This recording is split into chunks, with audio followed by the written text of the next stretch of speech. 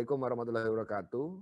Terima kasih untuk bisa mengundang saya di acara yang keren, Jakten 2020. Saya bersemangat sekali karena yang didiskusikan berkenaan dengan keseharian kami di komunitas, khususnya dengan basis inisiatif pergerakan komunitas kreatif di Indonesia. Saya Vicky Satari, Ketua Umum Indonesia Creative Streets Network dan juga sebagai staf khusus Menteri Koperasi dan UKM. Hari ini ingin sharing berkenaan dengan topik Creativity and the City, Intervention for a Better Urban Livelihood. Jadi bicara placemaking selalu menarik, ada banyak referensi, selalu ingin sampaikan bahwa sebuah intervensi terhadap kota itu memang tidak bisa generik, tidak bisa cepat, ya, tapi membutuhkan waktu, konsistensi, dan yang paling penting adalah roadmap yang betul-betul dapat memanage baik dari sisi waktu sampai dengan sinergi para stakeholders di lingkungannya. Ini ada satu buku yang bisa menjadi referensi. Handmade Urbanism ini buku dari Deutsche Bank yang ada 5 ya, kota bagaimana mereka bertransformasi, mengintervensi ruang-ruang publiknya menjadi ruang yang inspiratif di kota masing-masing sampai dengan menjawab solusi permasalahan. Dari Cape Town, Afrika Selatan, kita belajar bagaimana terkait dengan ajari anak-anak untuk berkebun, mereka akan pulang dan mengajari orang tua mereka. Pemerintah kota perlu mengenali yang telah dilakukan di ranah akar rumput, aktivisme, dan proaktivasi. Dan kemudian dari kota Mumbai ada kutipan yang menarik, masalah perkotaan tidak akan terpecahkan kalau kita terus mencoba menghancurkan daerah kumuh. Program berbasis komunitas pasti terjadi dan berhasil, di mana administrasi pemerintah gagal. Dari Sao Paulo, kita belajar berkenaan dengan pertumbuhan kota yang diinginkan oleh politisi menciptakan tekanan yang lebih besar di antara warga. Gestur-gestur kecil, baik kebun, mural, dan seterusnya dapat membantu menciptakan ruang dan keterhubungan. Aktivitas positif meningkatkan ketahanan hidup, mengurangi kriminalitas, mengurangi alasan, menghancurkan daerah kumuh. Dari Mexico City, aktivitas dan gerakan skala kecil dapat menciptakan perubahan besar dalam komunitas. Selain sepak bola, Gang juga mengadakan kelas graffiti dan mengurangi angka kriminalitas. Perubahan sebuah ruang publik dapat mengubah perilaku dan aktivitas warga lokal. Meningkatkan aksesibilitas untuk semua warga berarti meningkatkan kualitas hidup. Kota itu lebih dari sekedar tempat untuk mencari uang, orang memerlukan lebih dari atap di atas kepalanya. Ini adalah kompilasi best practices dari 5 kota dunia, inisiatif warga yang dapat mengubah ruang kotanya. Perlu waktu yang tidak sebentar, rata-rata 7 sampai dengan 12 tahun baru ada dampak nyata yang dapat terlihat.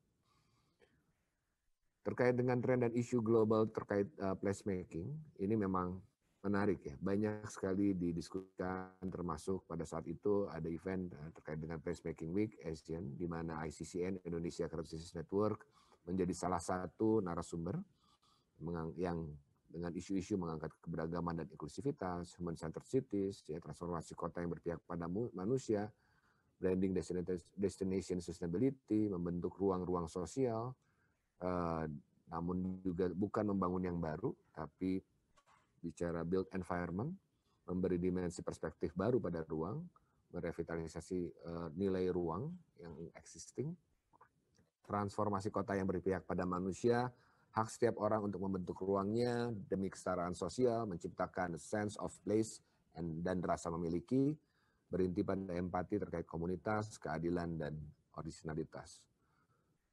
Rekan-rekan semua, saya sebelum di ICCN diberikan kepercayaan menjabat Ketua Bandung Creative City Forum. Kami menginisiasi forum ini, forum kreatif yang dibentuk karena ada kegelisahan dari para pelaku komunitas kreatif terhadap kotanya, terhadap bagaimana ruang-ruang di kota Bandung pada waktu itu di tahun 2007-2008 dimaknai oleh pemerintah khususnya dan beberapa stakeholders mungkin, ruang kota hanya menjadi ruang fisik, ruang yang hanya sekedar menjadi objek, ya. Tidak pernah dirasakan, tidak pernah dimaknai menjadi ruang-ruang sosial untuk warganya.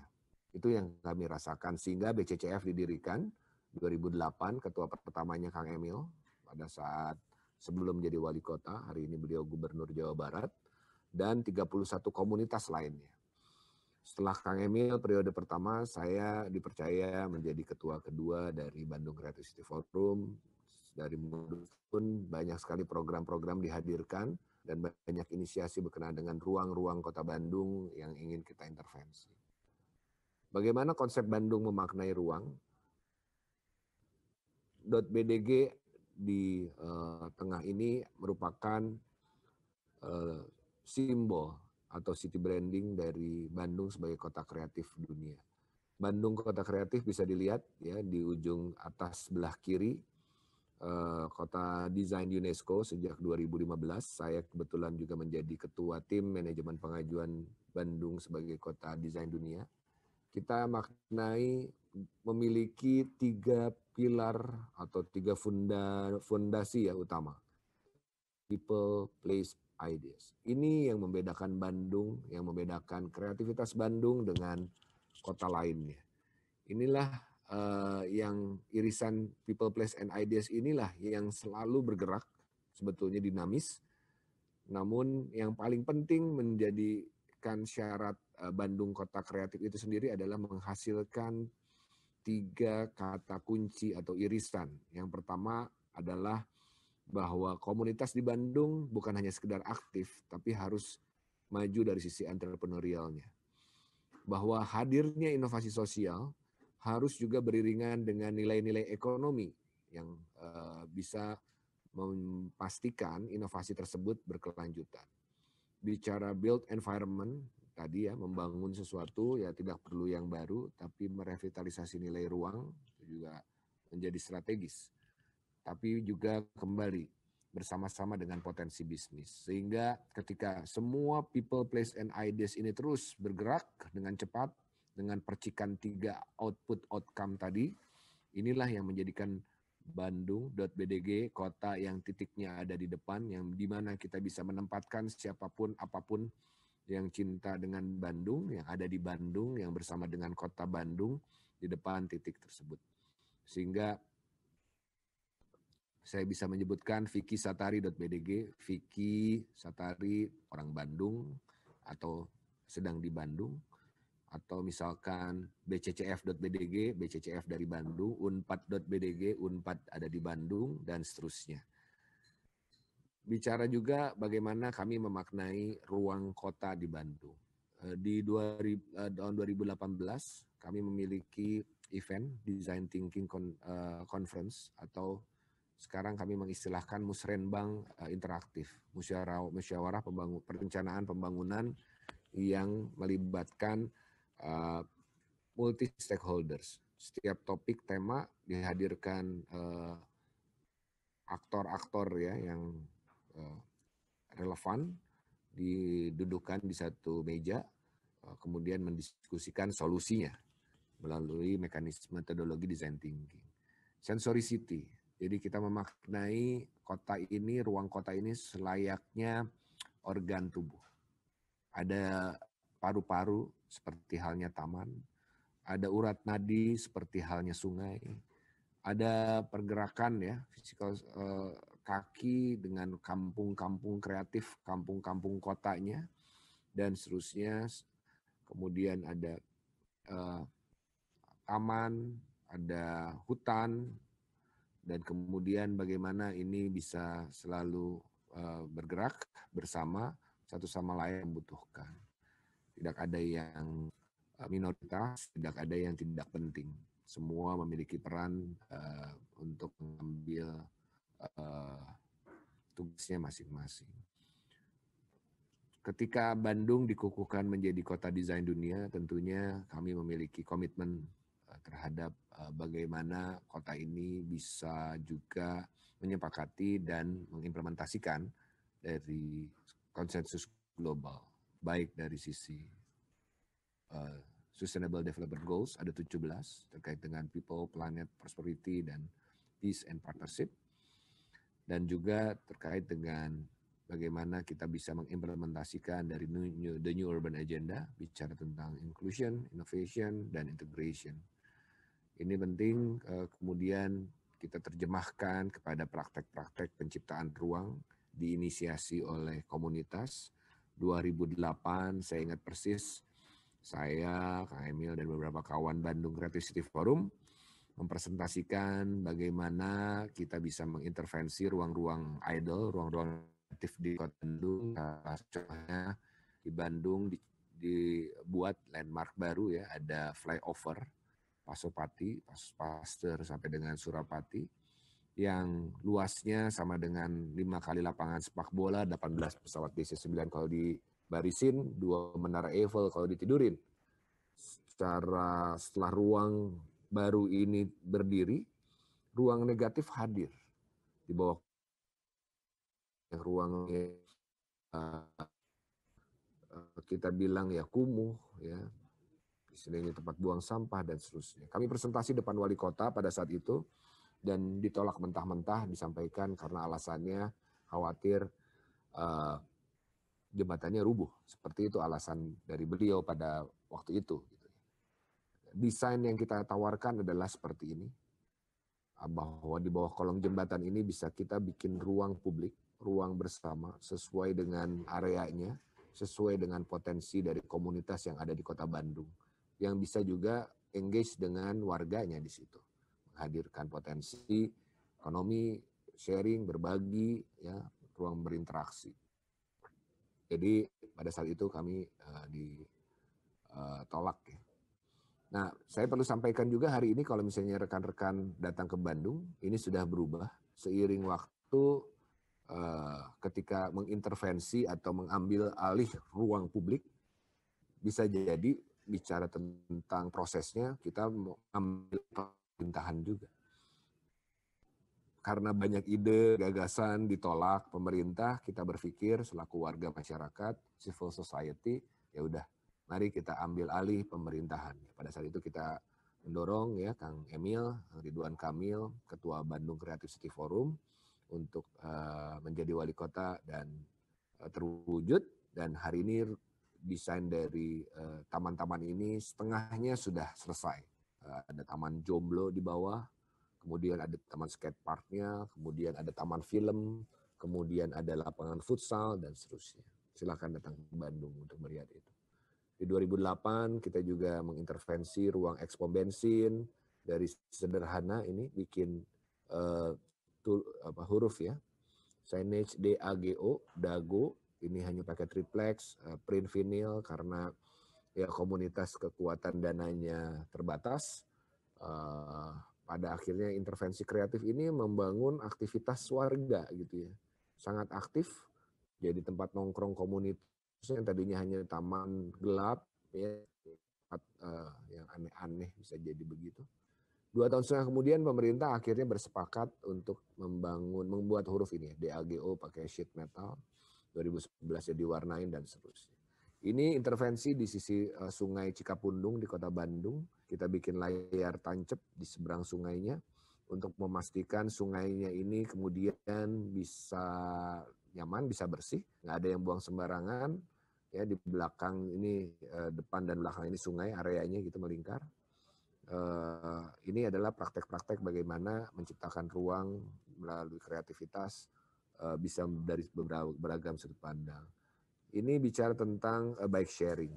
Bike sharing kita juga inisiasi dengan komunitas Bike Bandung pada saat itu dengan sepeda-sepeda bekas dari produksi pengadaan dari sebuah event internasional, dan shelternya dapat support dari beberapa pihak sampai dengan kita hari ini kalau misalnya dilihat lagi Kota Bandung sudah lebih canggih lah ya, disupport oleh pemerintah kota.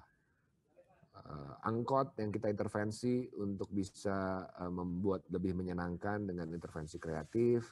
Kemudian kita bikin inisiasi dengan teman-teman di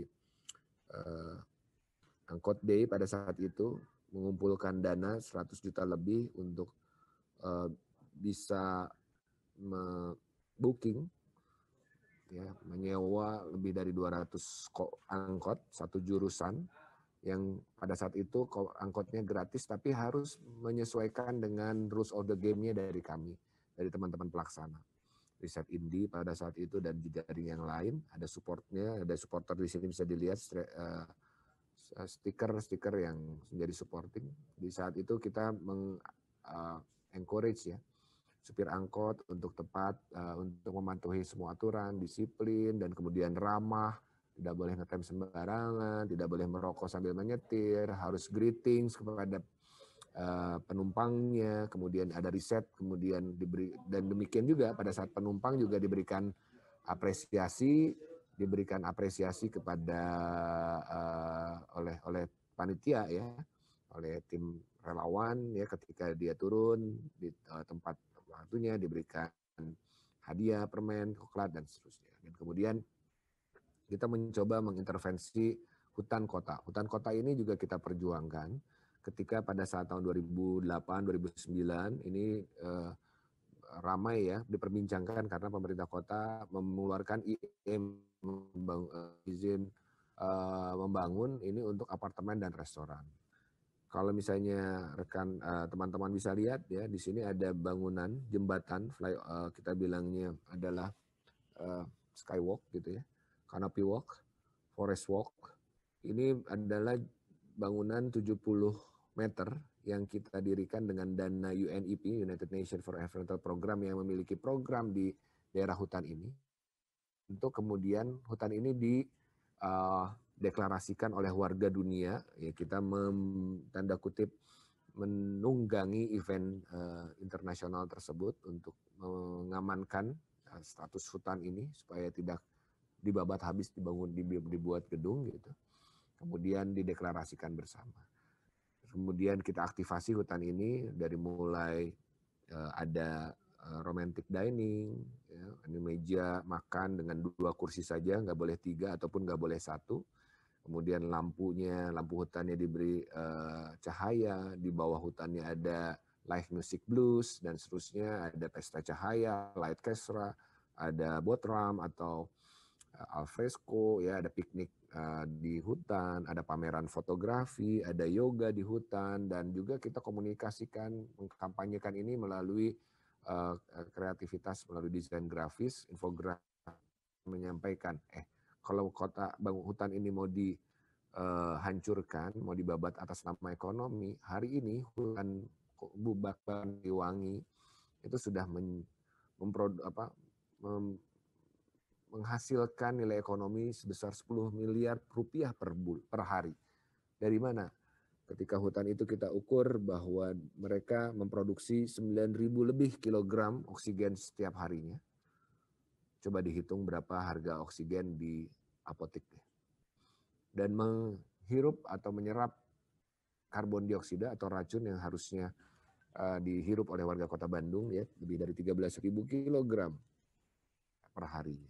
Dan seterusnya. Ini adalah cara-cara kreatif. Saya ingin cerita terkait dengan kampung kreatif.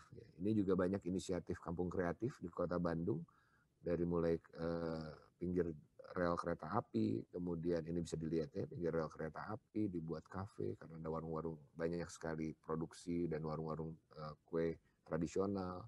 Ada di kampung Taman Sari, ya ini di kampung yang dekat di tengah kota gitu. Ini Dago Pojok, ada kampung akustik di Cicas, ya, dan seterusnya. Inisiatif rekayasa sosial terkait dengan ruang yang bernama kampung juga penting. Ini adalah kampung Linggawastu, kampung di mana proses dari rekayasa sosial ini dijalankan dengan sinergi pentahelix ya, akademisi, sektor bisnis, komunitas, pemerintah, dan juga media bersama-sama. Dari mulai ada ibu-ibu bank sampah, kita bikin pelatihan untuk menciptakan produk kreatif dari sampah, bikin kelas-kelas kreatif setiap akhir minggu di bawah kolong jembatan Pasopati ini, kemudian membuat event-event kreatif sampai dengan bikin urban games semacam uh, treasure hunt gitu ya untuk di kampung tersebut yang gang-gang sempit ini dibagikan 15 sampai dengan 15 mural dan 15 foto. Satu ada QR code-nya, kemudian 200 anak muda yang biasanya main ke mall, kita ajak bermain di sini melalui pendekatan millennials ya, gadget minded gitu. Mereka harus scan, kemudian ada trivia, kemudian trivia itu ketika dijawab, trivia ini tentunya mengeksplorasi sejarah tentang kampung tersebut, Kampung Linggawastu, siapakah Prabu Linggawastu, apa hubungan dengan Prabu Siliwangi, kenapa dibuang oleh Prabu Siliwangi, sampai dengan pertanyaan siapa ketua RW 16 Kampung Linggawastu ya, sehingga ada interaksi dari anak-anak yang bermain di sana kepada dengan warga sekitar, dan kemudian setelah dijawab benar dia dapat clue ya arah mana harus terus dilanjutkan permainannya. Ada 16, ada sekian belas pos permainan tradisional di rumah-rumah warga, dan tentunya ini didukung warga karena setiap permainan 200 anak SMA ini haus, lapar, dan sampai dengan membeli produk khas ya dari kampung tersebut. Ini juga bagaimana kita ingin menciptakan di Bandung dengan pendekatan design thinking tadi, design action dengan isu-isu urban mobility sejak 2013, 2014 identity, 2015 connectivity, tadi saya sampaikan sensoricity ini 2016. Ketika Bandung sudah menjadi kota desain dunia ya, kemudian Serendipity 2017, Diversity di 2018, 2019 Inclusivity. Ini terus tema ini untuk mengintervensi melalui kebijakan pemerintah menjadi panitianya, tentunya dengan sinergi dengan komunitas, dan ini adalah salah satu hasil dari design action ya terkait dengan urban mobility. Ada sekolah gratis, ada bandros ya, bis pariwisata, ada zebra cross yang diintervensi, dan banyak lagi. Tadi juga saya sampaikan bagaimana juga prototypes dari urban solution ini ya bisa melalui pendekatan urban games. Ini yang tadi saya cerita terkait dengan Sasap Bandung, event di Kampung Linggawastu ya, mereka harus mencari clue-clue di sini, di scan ada QR code-nya di bawah, kemudian harus dijawab. Kemudian kita bikin urban games buat di sekolah-sekolah, beberapa sekolah di Kota Bandung. Kemudian pendekatan ini adalah program jalan jajannya Bandung Creative City Forum untuk mencari ekspedisi, mencari kuliner legenda yang enak banget tapi ungoogleable, yang nggak ada di internet ya. Tapi pendekatannya begitu. Harus diisi dari sebuah buku, aplikasi, mereka dapat clue, kemudian dijawab sejarah makanannya, kenapa di daerah Bandung Utara dan Bandung Selatan ini berbeda, kenapa di stasiun Bandung banyak yang jual jamu, dan seterusnya, sambil juga melihat ya sejarah-sejarah kota Bandung yang lain. Rekan-rekan, bahwa inisiatif ini bukan hanya di kota Bandung, ini banyak dilakukan di kota lainnya. Contoh di Surabaya dengan teman komunitas Surabaya Creative Network, SCN. Ya, ini ada Kampung Lawang Seketeng Surabaya, kampung pertama yang diresmikan sebagai kawasan wisata sejarah. Nah ini menarik ya, mempertahankan narasi lokalnya. Juga ada di Makassar, komunitasnya sangat besar sekali, dan juga di Kendari. Ya, jadi ini banyak tersebar di seluruh Indonesia, dari Sabang sampai Merauke, Miangas sampai dengan Pulau Rote, inisiatif-inisiatif penciptaan ruang, bahwa yang ingin kita sampaikan tentang placemaking ini penting untuk kita membuat prototype ya di skala perkotaan, kemudian bagaimana mensimulasikan pengalaman dari bukan hanya ya bagaimana ruang itu, tapi juga bagaimana space ini dapat kita ciptakan. Kemudian kita juga bicara tentang pengalaman ya, menghadirkan pengalaman, apa yang bisa dilakukan, apa yang tidak, bagaimana caranya, referensi pengalaman ini penting untuk mengefektifkan, memproduktifkan tentunya kerja-kerja kita ke depan. kemudian juga kita mengexercise possibilities sampai dengan maintaining relevansi. Jadi itu yang bisa saya sampaikan bicara tentang ruang, bahwa salah satu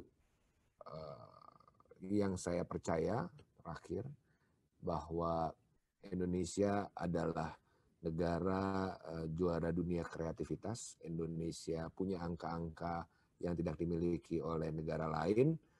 Kita memiliki 17.000 lebih pulau, kita memiliki 1.300 lebih tradisi, kita memiliki 700 lebih bahasa, kita memiliki 300 ethnic group, semua ini teradministrasi di 514 kabupaten kota, yang kita yakini bahwa keragaman ini adalah syarat mutlak menjadi sebuah juara dunia kreatif. Dan syarat menjadi kreatif ini harus berangkat dari 514 kabupaten kota, wilayah administratif Indonesia, ya. Dan syarat untuk menjadikan kota-kota di Indonesia ini kreatif adalah harus banyak diproduksi individu kreatif. Dan syarat untuk bisa sebuah kota produktif memproduksi individu kreatif harus banyak pula ruang-ruang inspiratif yang menciptakannya. Demikian dari saya, Vicky Satari. Terima kasih. Mohon maaf apabila ada yang kurang berkenan. Assalamualaikum warahmatullahi wabarakatuh. Salam sukses.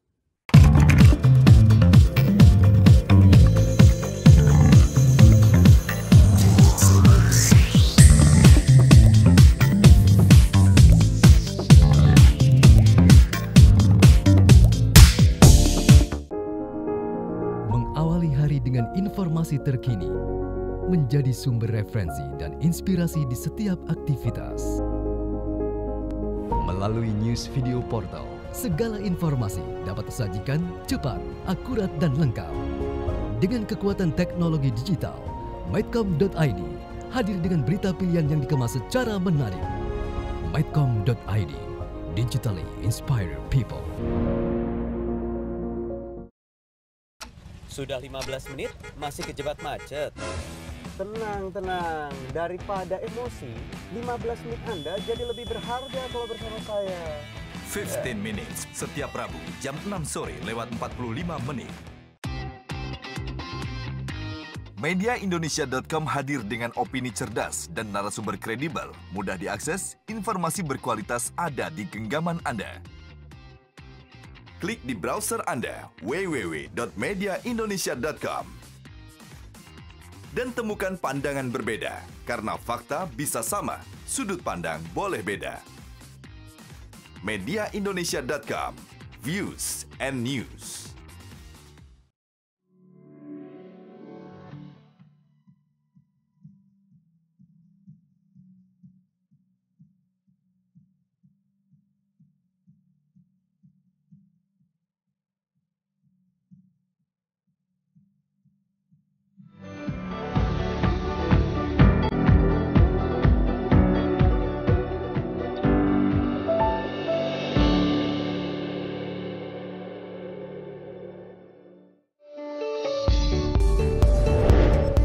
Dalam setiap denyut kota, saya selalu menjadi saksinya.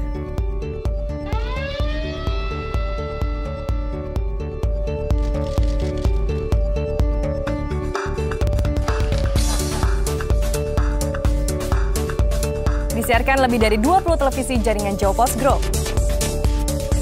Jawa Post TV, paling Indonesia.